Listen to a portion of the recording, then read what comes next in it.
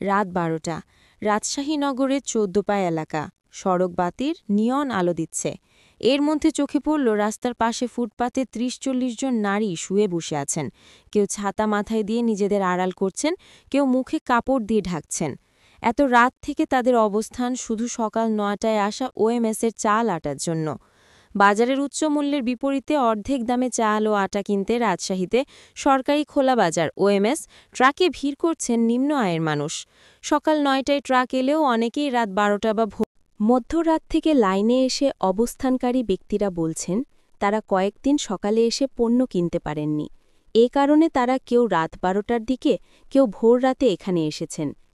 লাইনে দাঁড়ানো অধিকাংশ ব্যক্তি পরিবারের বয়স্ক বা তবে লাইনে প্রবীণ নারীদের চেয়ে অপেক্ষাকৃত কম দেখা গেছে প্রবীণ পুরুষদের। দুপুরের আগেই এই এলাকার চাল আটা শেষ হয়ে যায়। সকালে যারা এসেছিলেন তাদের অনেকেই ফিরে গেছেন খালি হাতে।